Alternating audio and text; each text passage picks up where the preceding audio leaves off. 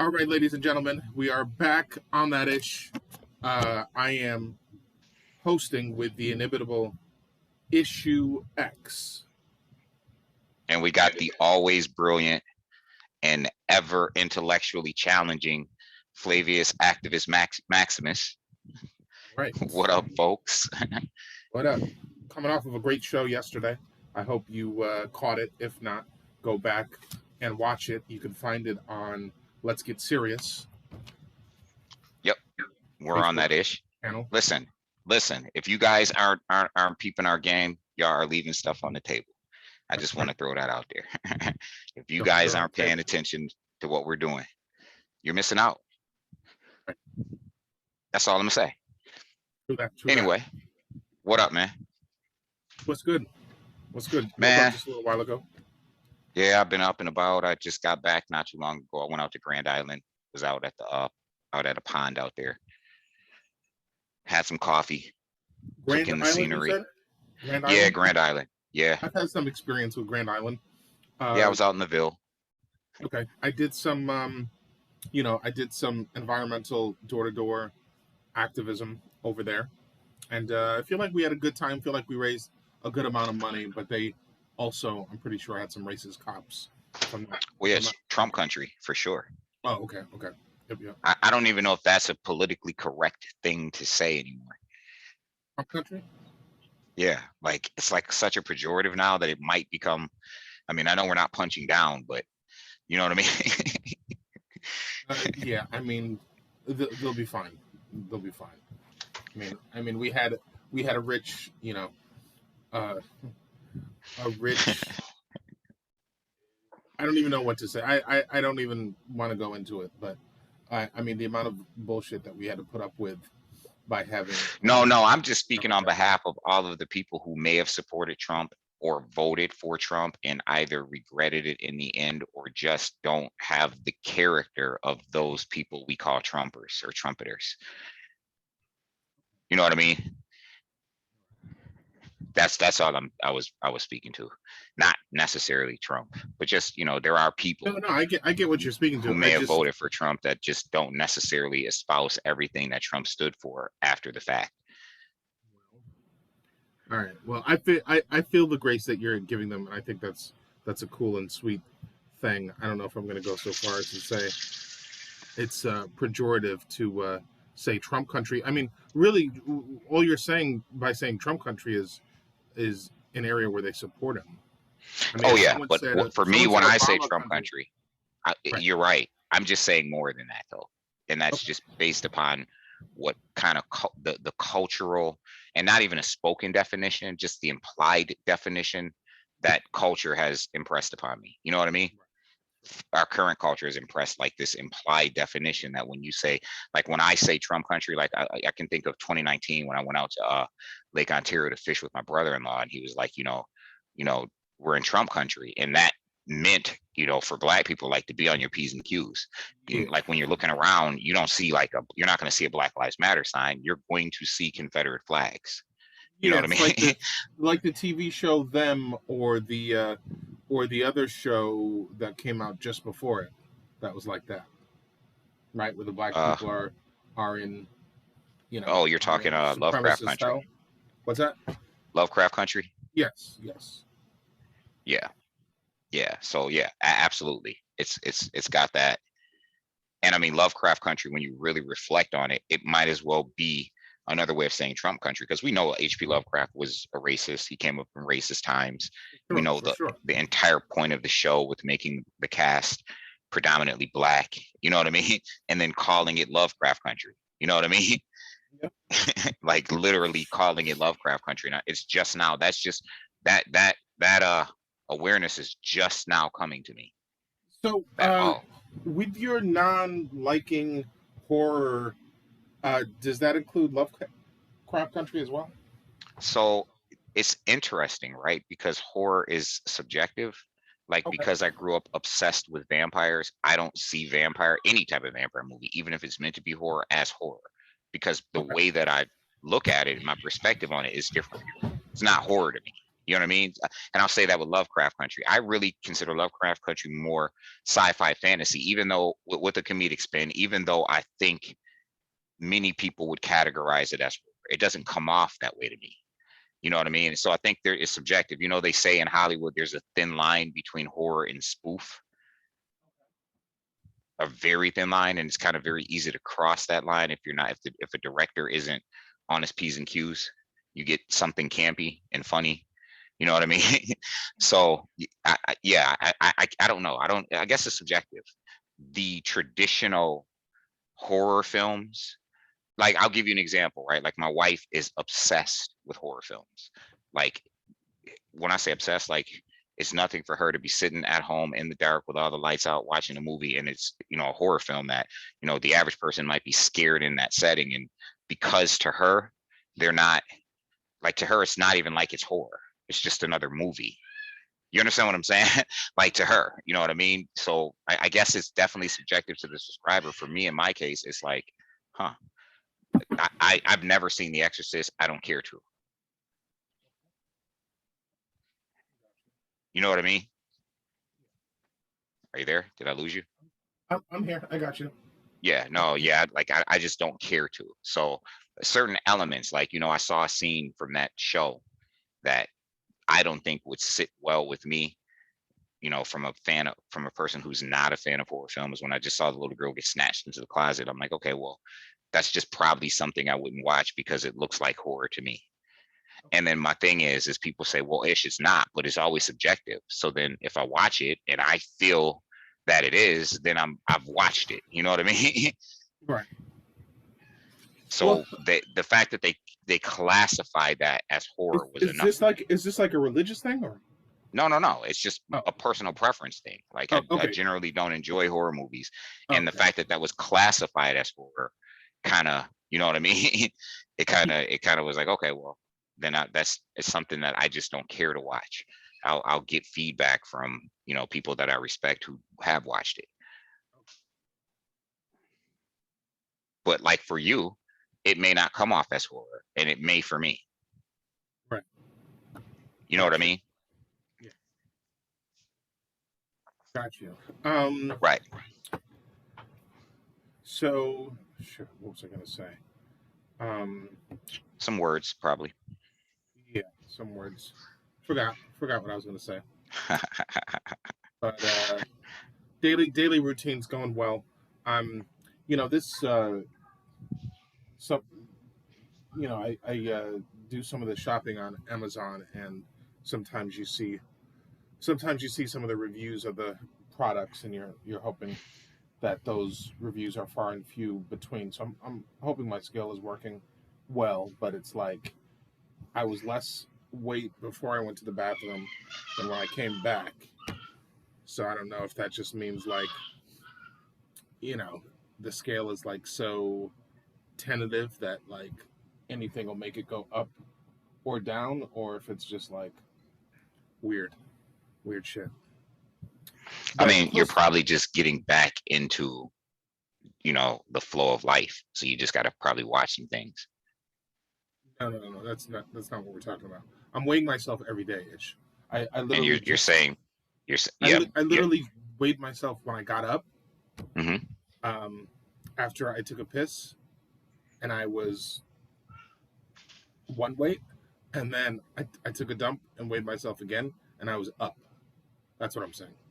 You took a dump and then you weighed more? Yes, exactly. That's what I'm saying. What I'm saying is I don't know if you know, the first time I wasn't careful, or if the second time I wasn't careful, or if it's just, you know, just a bum scale. Just test your scale over the next couple of days. Do you have weight, like free weight, that you know the weight of it?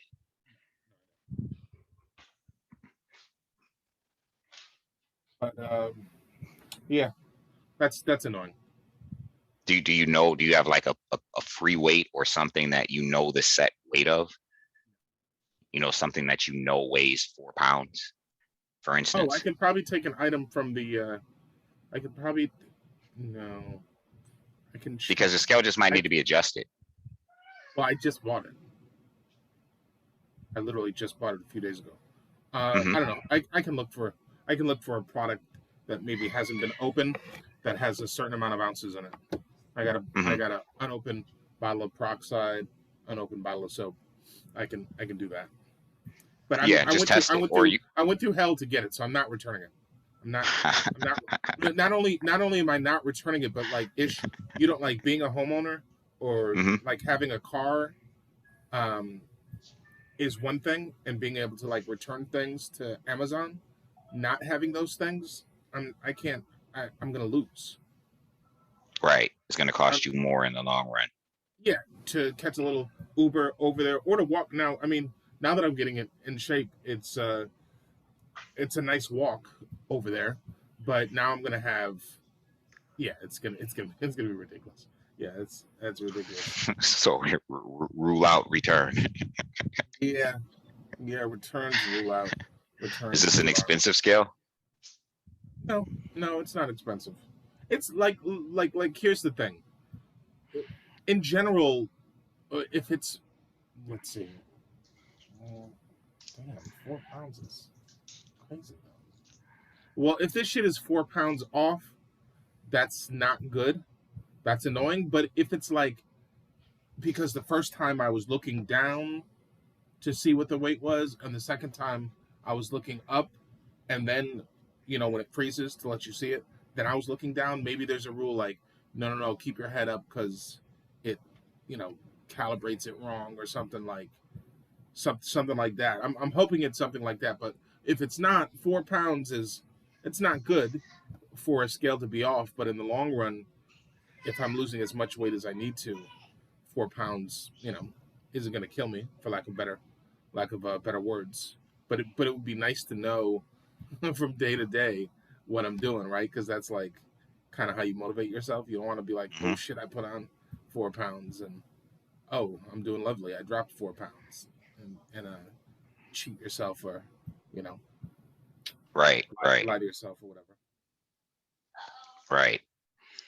So there's the trials of the scale. The trials of man, trials of scale. So what else has been going on? I have to be honest, I've been out of touch, as is often the case. I'm out of touch with, current events. The last time I kind of checked in on anything current was the general and prevalent theme was the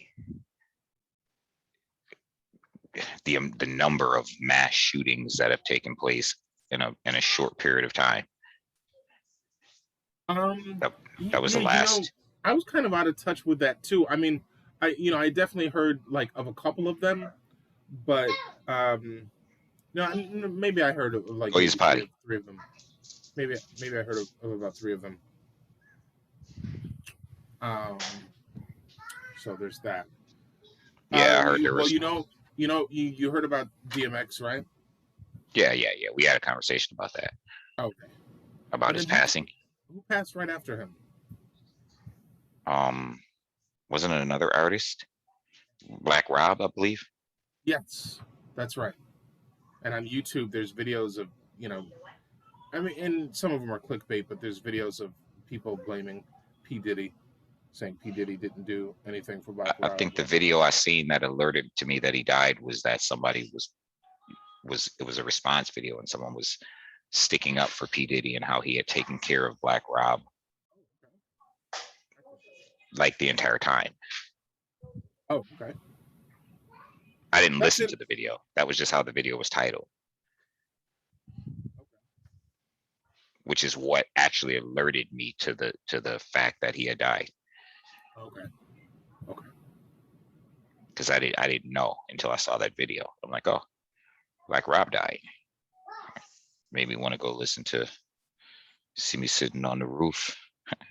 That, not I Dare You, but my favorite song with Black Rob in it, when he was like, on the phone with Diddy, red bone pretty, we own the city, make this money, take this money, ain't no way you could take. Yo, that was my joint. Yeah.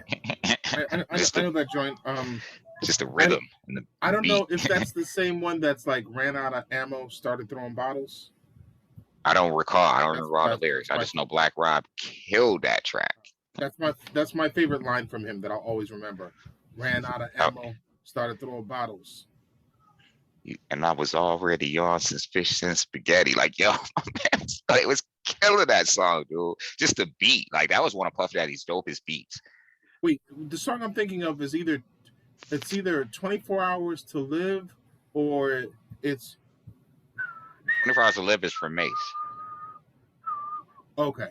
It's Mace, DMX. It was on Mace's album. It's Mace, DMX, I believe Diddy. Because I remember DMX had that 24 left until my death. I'm going to waste a lot of lives, but I'm going to cherish every breath. Like, that's how DMX comes in. You know what I mean? That was before his album dropped. Okay.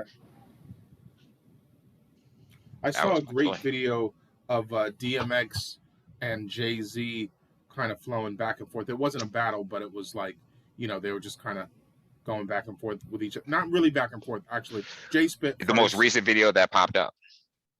Okay, Jay spit first, and he was giving props to DMX was, you know, giving a lot of props to Jay, and then, you know, vice versa. Yeah, they were like in a room. Yeah. Yep. I saw that. It's one of the most recent videos that popped up. I definitely saw that. That was love. That was love right there. Yeah. Oh yeah, I love you, baby. That's the one. I love you, baby. I don't know that song. You drive me crazy. I just remember I dare you. I dare you to come against me.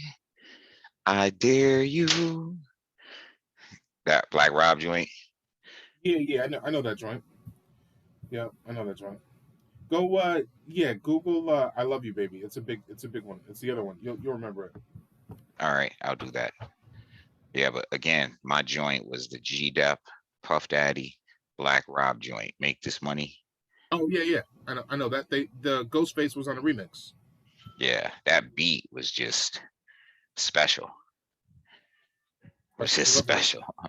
Right, special delivery, right? Is that what it was called? Thought it was called Make This Money.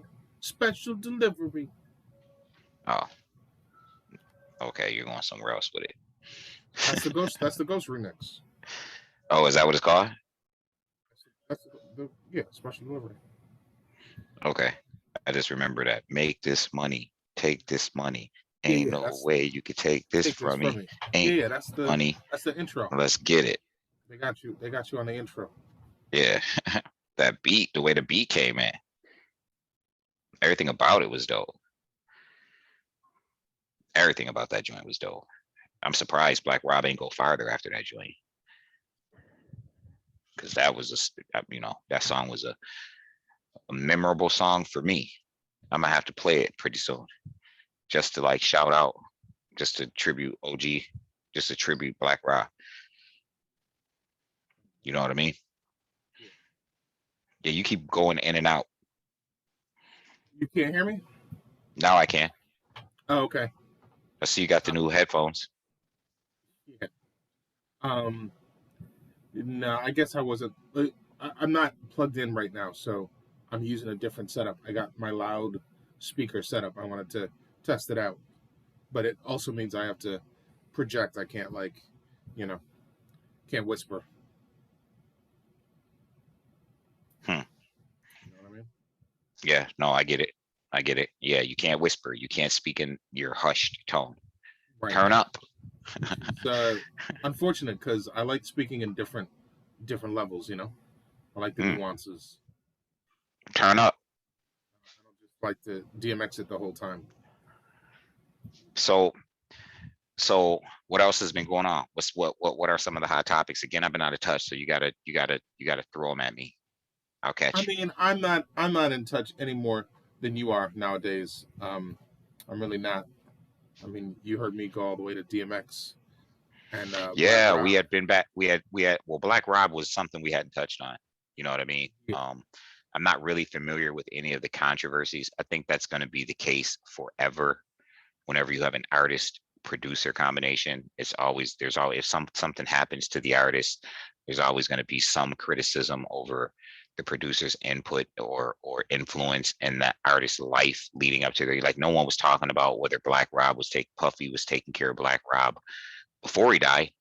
Actually, they were. Really? Gene Deal always has something to say about Puff Daddy, though. That's true. That's a good point. But I think someone else was too, like, as Gene was doing it, because Gene was on some, like, yo, let's do a campaign to save Black Rob before he, becomes the next DMX. Like, let's do that now. And he was corralling people to save Black Rob. So I don't know what was going on with Black Rob. I guess some major health issues and whatnot. Were you talking drug related or you don't know? I don't really remember what Gene was saying. I don't know if it was drug related. It sounded even more serious than that. So no, it's definitely hard to just save someone that might not necessarily want to be saved. Of course. No, Gene wasn't on it like that. He seemed to be, I don't know, he seemed to be, talking about something that could have been done.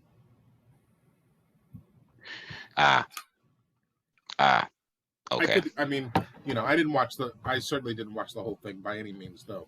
So, I mean, I don't know Puff Daddy personally. I don't know his character is behind closed doors as far as his interactions with people that he's had relationships with, business wise or other. I just don't know.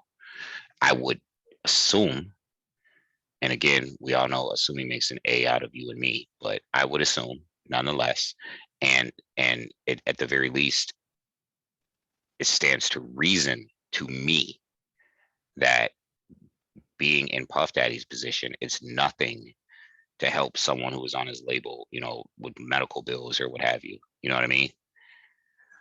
That doesn't mean he feels obligated to at all. I can't speak on that. You know what I mean? I guess I'm speaking for myself where I in that position, and certainly it's easy to say not knowing what I don't know. Yeah, I mean, you could also say that about any rich person who has people working for them, right? I think the expectation is certainly different, though, when we're talking about something as nuanced as like hip hop and that aspect of music or pop culture, in the sense that, especially, I guess, as it regards to hip hop, because I mean, that particular aspect of pop culture is the one that is streamlined into, obviously in all aspect of music culture, the artists are seeing the smallest percentage of the pie, but more certainly so when we talk about hip hop, right? Like, producers can become extremely successful while artists, ride off not into the sunset, so to speak. You know what I mean? Based upon the artists in their camp. But what you're saying, the things that you're saying are not mutually exclusive. In other words, the fact that the artists are already getting screwed, that is consistent with the fact that they're not going to get helped with their medical rights. But what I'm trying to imply is that it stands to reason that because because producers become legends based upon 3 or 4 artists that they've had in their career, it just stands to reason that at some point these producers could, if artists are in certain situations, these producers could contribute, is all I'm getting at. That's how I'm kind of linking them together, at least from my perspective. Again, not knowing what I don't know, because especially with hip hop. Go on, I'm sorry. Also, we should differentiate between, like,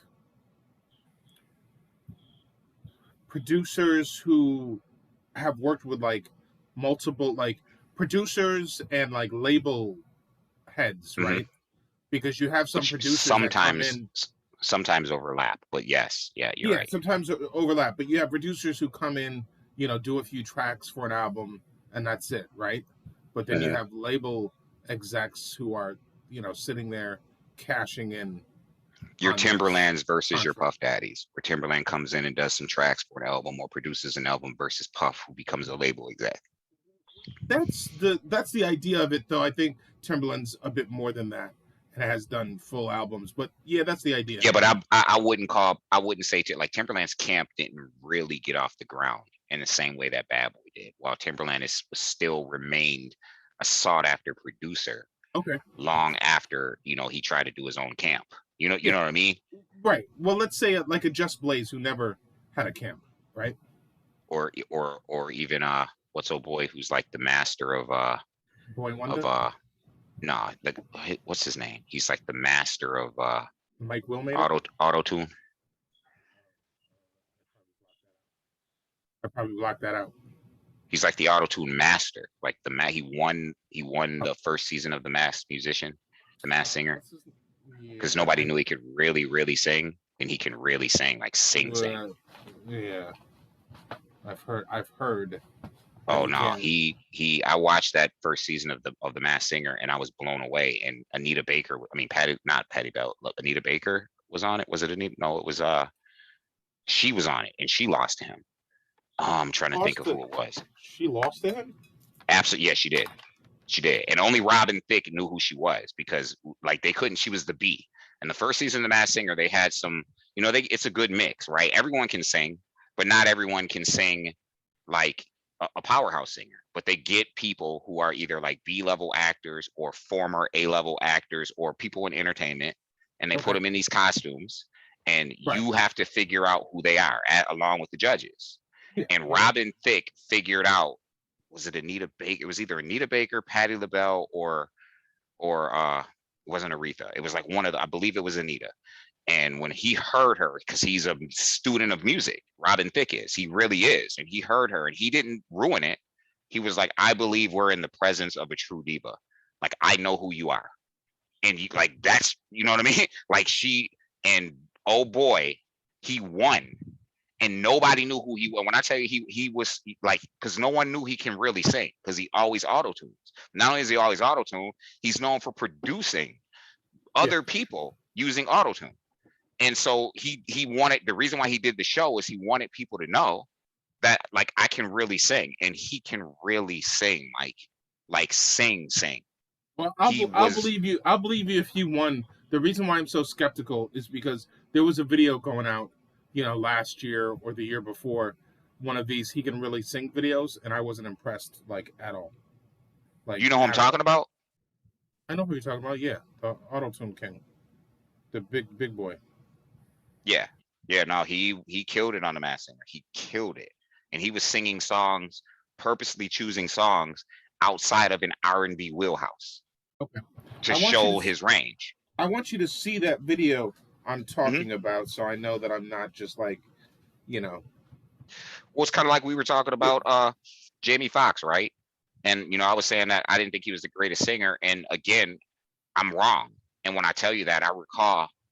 So there are, and it might just be it might be stylistic choices that he makes that don't impress me because I'm wrong. Because I can recall watching him on so Jimmy Fallon has this segment, not Jimmy Fallon. Yeah, Jimmy Fallon has this segment on his show. It's actually a very fun segment.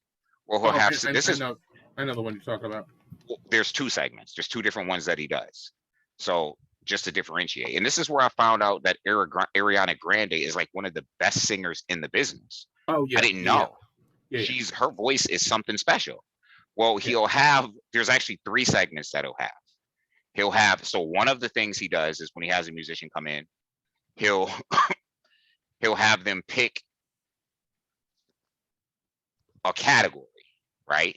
Like a bunch of categories will come up. He'll spin a wheel, a category will come up, and they have to turn that phrase or whatever it is into a song and sing it. Okay. Another one is he'll have you imitate another singer singing a song. Okay. And he'll just like throw these singers out at you. Like with Ariana Grande, he had her imitate Celine Dion, and she killed it. Like killed it. And then like with Christina Aguilera, he had her imitate Cher and had her sing the alphabet. She killed it. He literally had her sing the alphabet. Well, he had Jamie Foxx on. And Jamie Foxx's performance was so special. He was like his category was he had to sing Who Let the Dogs Out as if it was a Broadway play.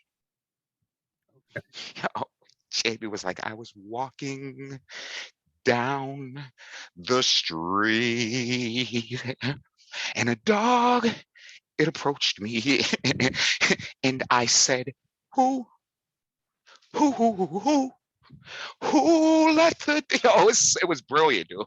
Like, it was brilliant. And he just did it on the spot, dude.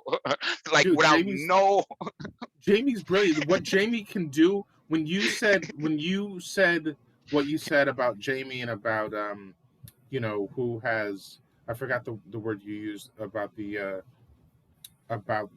number of things someone can do, like the whatever you call that talent. Like Jamie is the epitome of, he can do anything.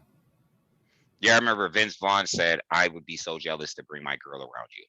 And Jamie was laughing. And because Jamie used to have this YouTube show where he'd just sit in the trailer and he'd bring in a famous guest, and it was Vince Vaughn. And he's like, dude, he was like, nobody can compete with you with the women. And Jamie laughed. He's like, what do you mean? He's like, dude, you sing, you act, you can jump on the piano and serenade them. He was like, there's no way that anybody can compete with you. He was like, you do it all. Yeah, he's like, you can make them laugh. This is what he said. He's like, you're making them laugh. He was like, you're serenading them. You can act. He goes, and then you jump on the PA. He was like, there's nothing. He was like, you have every base covered. Dude, let's sit here and think about who has done that. Okay, like think about the number of stand-up comedians who became good actors. And I'm not talking about Kevin Hart. I'm talking about like who became like really good actors. You're talking about like oh boy, the most successful one. Eddie Murphy. Well, I think the most successful one ever is Tom Hanks.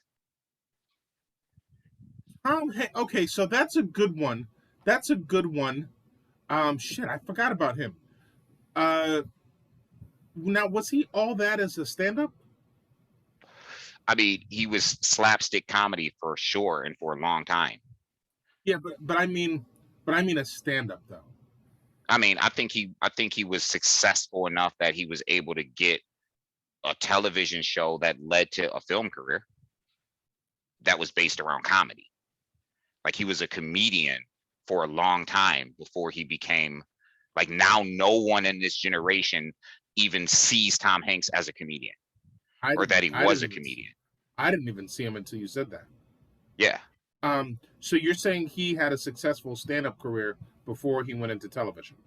Yes, it was strong enough that it got him that television show from when we were very young, and you're younger than me. It was called Not Perfect Strangers. It might have been just the two of us. The show was like, they had the very, very famous "I don't care what you say anymore. This is my life." That was the theme song, Billy Joel song. That was like in the late 70s, early 80s. Yeah, I didn't watch it, but I knew of it. I didn't watch it, but I knew of it. Yeah.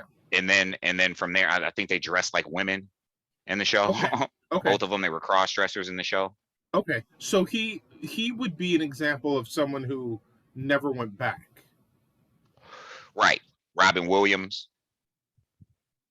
Right, but Robin Williams was still doing stand-up. But only for like causes, for the troops, for, you know what I'm saying, for to raise money for. We'll still count that. We'll still count that, and then who else? Well, Eddie Murphy. Eddie Murphy. Right, and Eddie Murphy eventually stopped, but it kind of took a while. Right? Well, and we got to consider that the majority of his body of work, even his action stuff, is comedic. I don't think I saw Eddie Murphy do a non-comedic role until Dreamgirls. Oh, well, he killed that. He did. He killed it. Killed it dead. Resurrected it and killed it again. Like, he murdered the role. Murdered it. Absolutely murdered it. Who else? Who else do we have? What are some other comedians that we know that went full on, Hollywood and became successful? I mean, Richard Pryor did a bunch of movies, but I'm not gonna say. I think every movie Richard Pryor did though was comedy, except for White Lightning or Grease Lightning. What was that about again?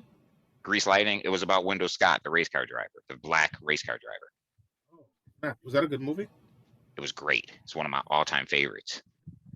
Pam Grier's in it. It's one of my all-time favorites. Sure, I saw it when I was younger.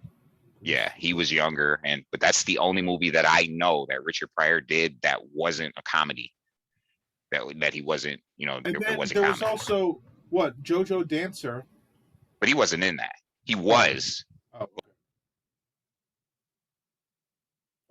He was. He was in it. Yeah, you cut out.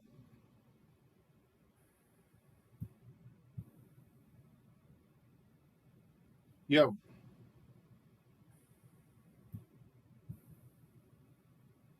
Ladies and gentlemen, we are having technical difficulties. Please bear with us.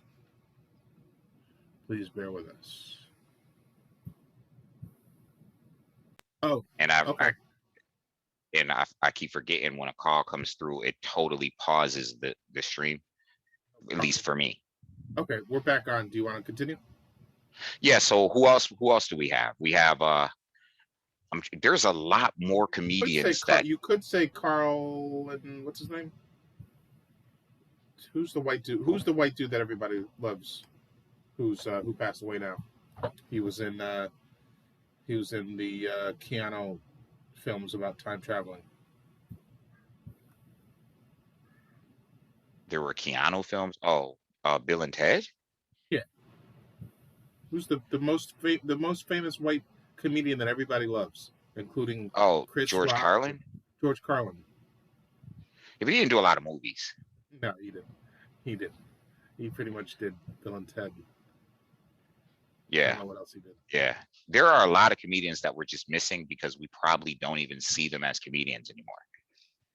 Yeah, that's true. I mean, you got your Martin Short. Martin Short is. I don't know that Martin Short is the best example. I think a better example might be. Wait. Before you say that, why? Because the majority of his body of work were comedy films.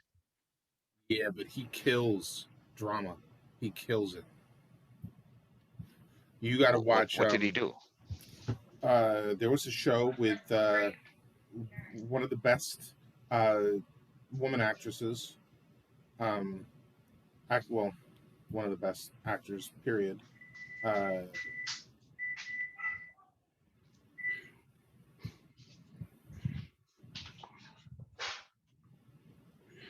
mean, Dan Aykroyd.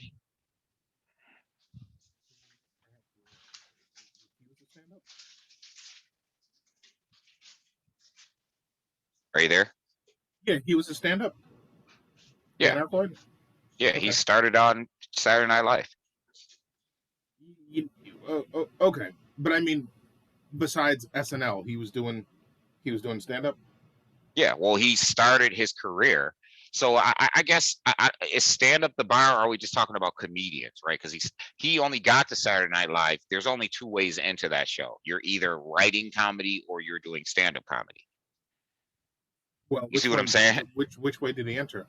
I believe he was doing both because he was active in the sketches. He was certainly writing the sketches, as all of them are, but he was actively in the sketches.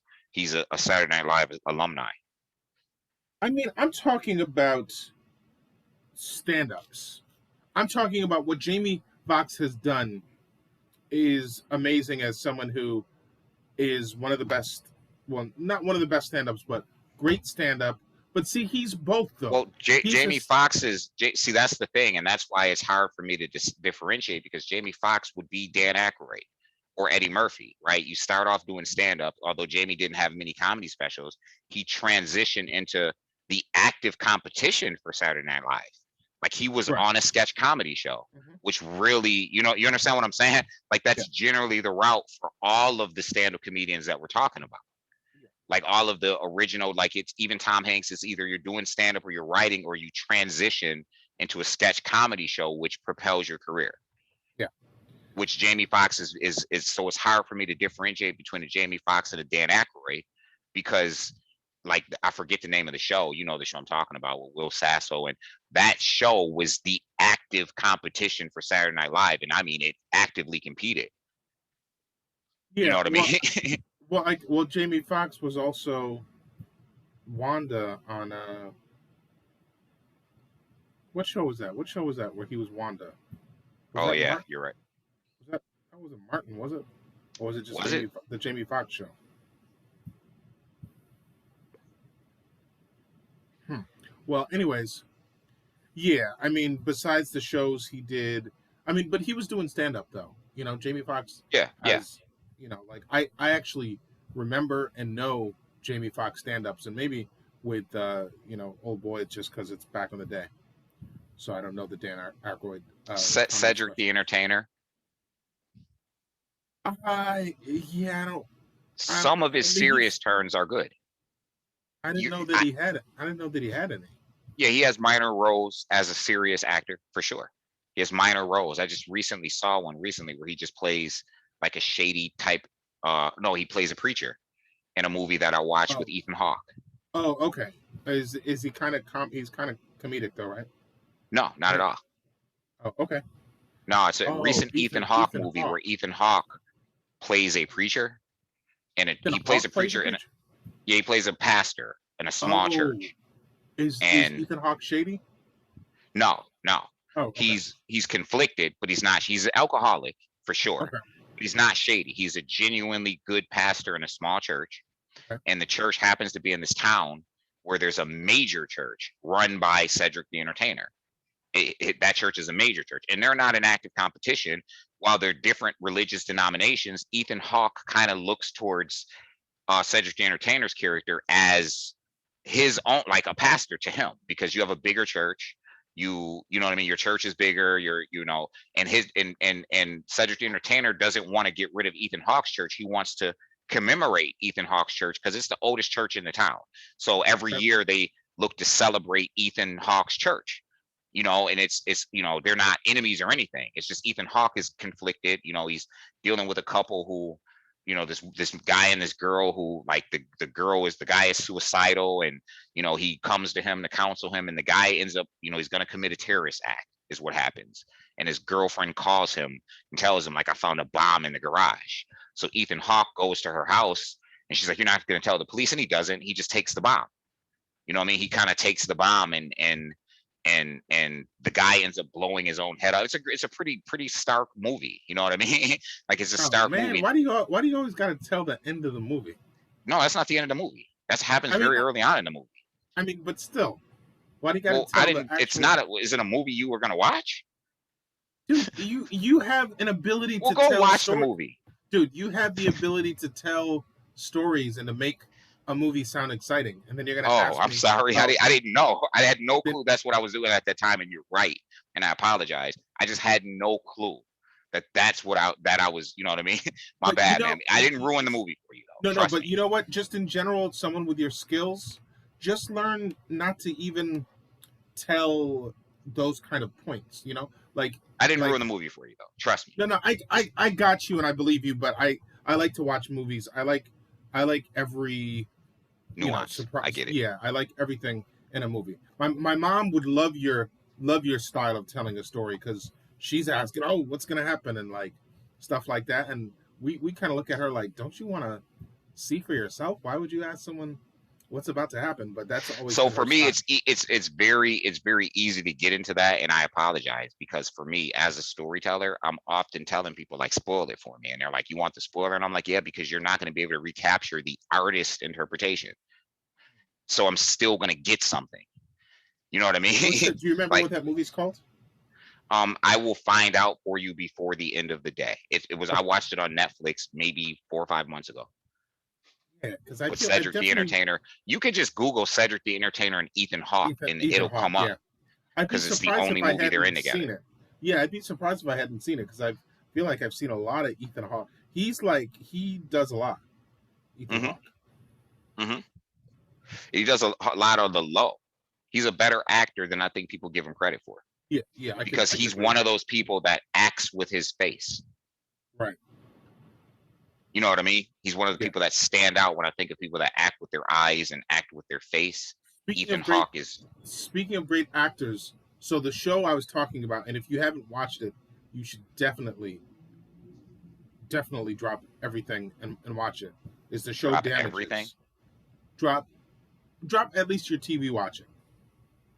If you got other important things going on, like, clothing design or work, you can continue with that, but definitely drop your leisure. Where can I find Damages? Well, it was on the network FX, which is crazy that I remember that, because I never ever remember what network shows are on. Well, that was probably a show that had FX in the corner when you were watching it online, because that's what FX does. You're probably right about that. Yeah, so you can watch it on FX, and if you can't watch it on FX, you can go to 7 Movies or Movie 7. Movie 7, yeah. That's I've used that recommendation from you. Okay. Yeah, just watch out for the ads. But yeah, I mean, Glenn Close, Martin Short. As a matter of fact, here's the weird thing, is they almost seem to make it a point to put in a comedian on each season, and they're doing like amazing, but they're not doing comedic roles. There's Dan. There's Dan. Who's the tall Dan? That's in that show about going to heaven. Oh, I don't know. All right, well, the guy that was in Cheers, Ted Danson. Okay. Yeah, he hasn't been comedic for a long time though. He's another one. I don't know if he was doing stand-up. Well, okay, but no, he's still doing comedy. He's got a show where he's like an angel, and it's comedic. And he's got another show where he's a mayor, and it's comedic. So it's like he's going back to his roots, because he had left the comedic roots. Oh, I don't know, but yeah, he did a lot of serious films. Oh, okay. Well, he did enough. Damages was back in Damages.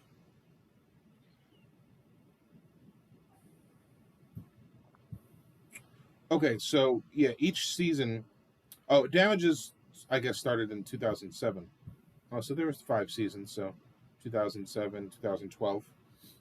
So are you talking since 2012 with Ted Danson, or before then? That he hasn't been. No, before 2012. Okay, before 2007. Like in the 90s. Oh, okay. So yeah, he was doing like romantic movies, and you know what I mean. Oh, okay. So Ted Danson, Martin Short, who I think is the best of them, and then there's the big guy who was on Roseanne. Oh, okay. John Goodman, who's also done a lot of non-comedic roles. Yep. Okay. And then I'm probably just not going to try to remember the other ones, but yeah, they've got powerhouse comedians on there. So yeah, like you're saying, the comedians can do some dramatic roles, but yeah, and then the singing, like I don't know any comedian who also sings and can sing like that well, and it was actually come out with albums. Well, comedians that can sing, I'm sure there are more than a few, but with albums, probably not. Well, yeah, that's what we mean. That's what we want. Yeah. You got the comedians that always throw their voice in on stage for effect, but yeah. I mean, I do know Key sings a little bit. Oh, okay. Well, actors often do, though. Yeah. Yeah, Zac Efron is a better than average singer. Yeah, you'd be surprised how many of them actually are. Yeah. I was quite surprised when I watched The Greatest Showman and I saw Zac Efron just like, oh, okay, you can sing, like sing, you can sing. I was quite surprised. You know what I mean? As actors, yeah. So yeah, that's Jamie Foxx. He's a powerhouse. And even Zendaya's got a decent voice. That's his daughter? Zendaya? Yeah, who's Zendaya again? No, she's the black girl from Disney. Skinny, really pretty black girl. She was in the Spider-Man Far From Home. She played Mary Jane. Oh, okay. She's still in the Marvel universe as Mary Jane. Spider-Man's love interest. Her name is Zendaya. I think she's too skinny, but she's very pretty. You're fading out again. Word, I said. Oh yeah, she's got the HBO Max show currently. Yeah, I really need to find that wire. I should have just used the other wire, but I was so caught up in the black wire.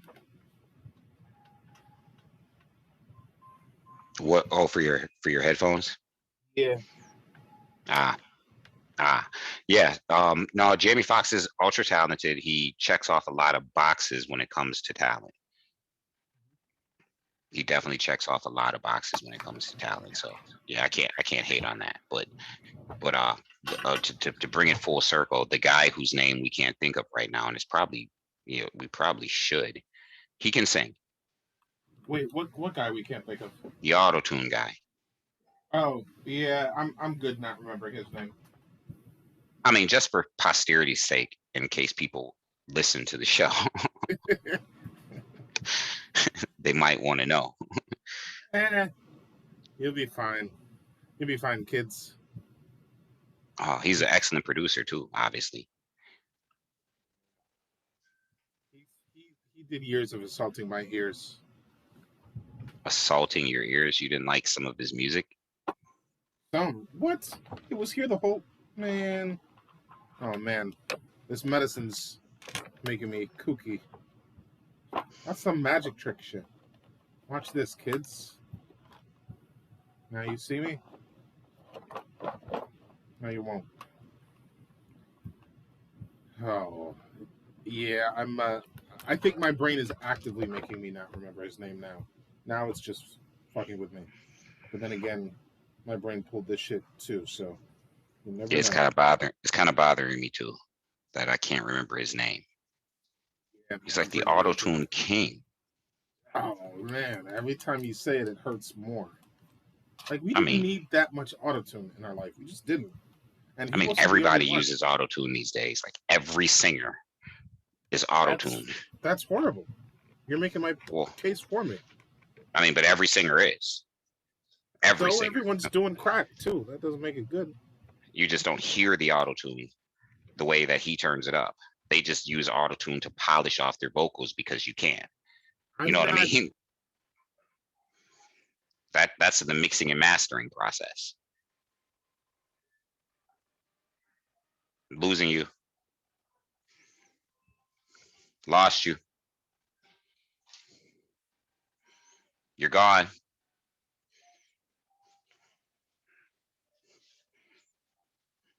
Mike, Flav.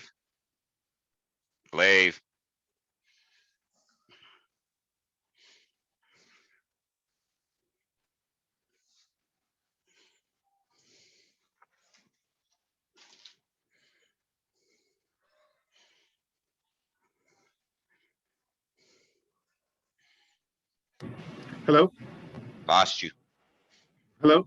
Yeah, I'm here. I lost you for a bit. Sorry, my bad. I had to test my microphone. As in calibrate it. I'm back. Like Stretch Cadillacs. Microphone checker. I can feel it. MC. Yeah, no, every singer is using autotune these days. Every one of them.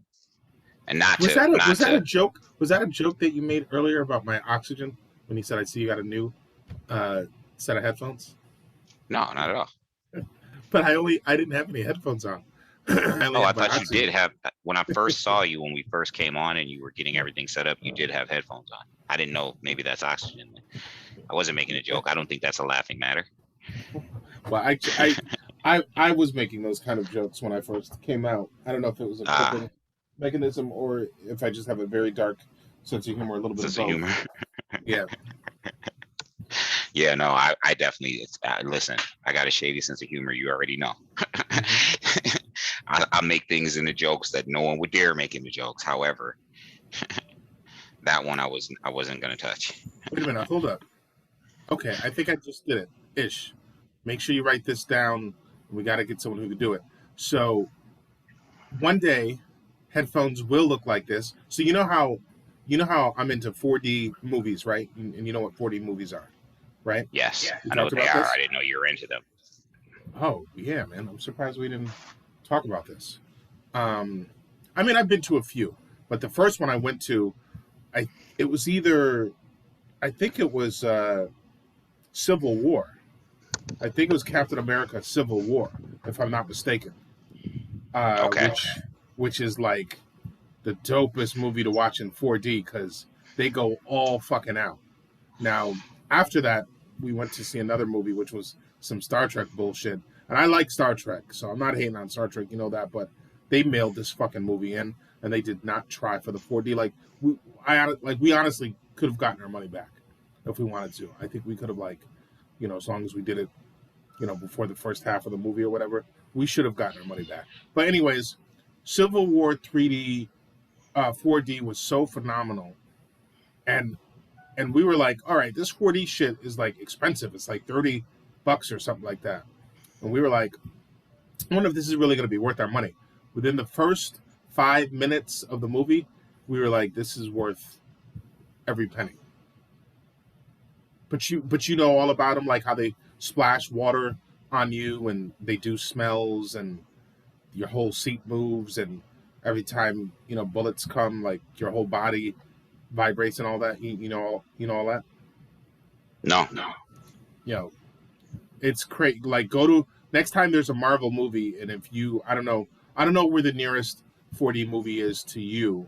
We have a couple in New York City in the 42nd Avenue area, Times Square or whatever. But anyways, back to the headphones. So since you thought these were headphones, and since they look like headphones, imagine you have this thing with the nose, and you can like do smells and shit. It's probably better for like R&B, some sensuous smells and some, incense and shit like that. I don't know if that would be a big seller. Smells with your music, but I'm going somewhere with this. I'll keep it. All right. I'll keep it on the back burner. But actually, what would you like with your headphones? Probably like more vibration, right? Like more with my headphones. Yeah, like more bass. I would like less awareness of having headphones on. Oh, okay. All right. I like that. Yeah, because it's either all bulky or all in your ear. I don't want them in my ear, for sure. How about in your nose? Probably not. I don't know, maybe behind my ear. Right. Okay. Well, they have. I feel like. Okay. Or maybe set right in front of my earlobes so that I don't know. Maybe know. There's got to be maybe like floating. Maybe float like near your ear, but it's not actually touching anything. Or maybe just telepathic, right? Yeah. Where like maybe just put a little chip behind your ear. Nah, I'm good with that. I'm good with that. I'm good on the chip that can feed music directly to the brain. No, not to the brain, just to the ear, just to the eardrums. Yeah. You don't want to mess with the brain. It's a little close. Yeah. We'll keep thinking about it. Have you watched Invincible yet? We talked about it. You did. Yes, I watched it all the way to the end. Okay. And have you started La Luna Nera yet? I did not start La Luna Nera. I know you briefly touched on it. Yeah, I need you to start that so we can talk about it. Okay. Oh, I did write it down. Luna Nera. I didn't write the law part. Luna Nera. Okay. Luna Nera is fine. Okay. I just need you to I need you to get to that so we can have a conversation about it. Okay. You probably want to bring some of the ladies in on the conversation. Okay. Let's give them an assignment. What? Oh, when we get off air, you got to explain to me these various groups that I'm now attached to. Okay. Because you told me before that you would, and you didn't. Okay. But you should probably make a post an assignment in one of the main groups. You don't say the ladies, but tell everyone assignment, watch La Lunanera, and then we're going to talk about it. Okay. And then if only the guys respond, then we can say we would prefer, because of the subject matter, and not just the subject matter, because like everything about this television. So, I mean, there are men in it. It's not, a matriarchal type society or anything like that. It's just scripted by women, produced by women, directed by women, and this is a point. You understand what I'm saying?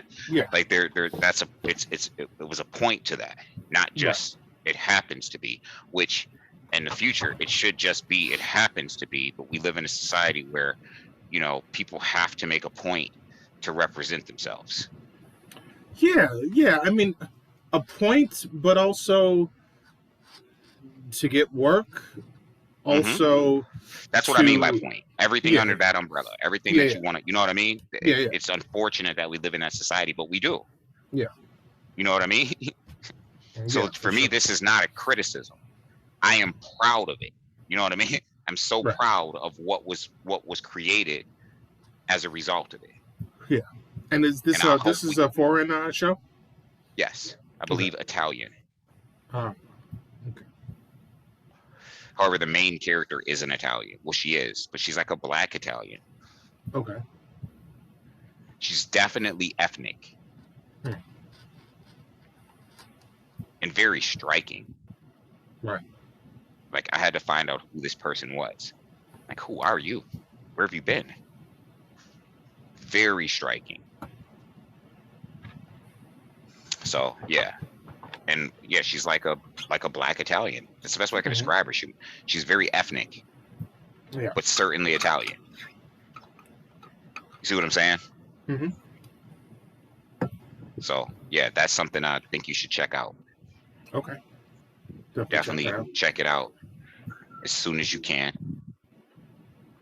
And I know you'll probably watch it subtitled. Like you probably should. Well, I don't think you have an option to change it. You might. Yeah, you always have an option on Netflix. Not every time. Really? Yeah, there are plenty of shows that I watch where you don't have the option. Huh. Yeah, plenty of them. It changes my Netflix because there are certain shows where I do have the option, and what happens is when I take the option, then it makes me have that option across the board until I watch a show that doesn't have the option, and then it changes my settings back. Yeah, but you can always go back and change the settings. Yeah, I always change them. But there's the reason why I take the option, not all the time. But if I'm watching an anime and I know I'm going to go to sleep watching the anime, I like to switch it to English so that if I'm falling asleep, I can still hear it until you know what I mean? Sure. So that's why I like to switch it to English. But if I'm awake and I know I'm going to, sit here and binge watch an anime, I'm going to just have it. I'm going to be reading it. I'll switch it to English if I get up and go cook or something while it's on. You know what I mean? Yeah. And I'll switch it back to, Japanese or whatever the language may be. So I was on Applique earlier, and we won't talk, business, but it was all right, ladies and gentlemen. It's been another fun-filled noon and morning, and then noon, and I of course am Flavius Activus Maximus. And it's UX. Y'all know the deal. We're up. Have a good one. Stay safe. Peace.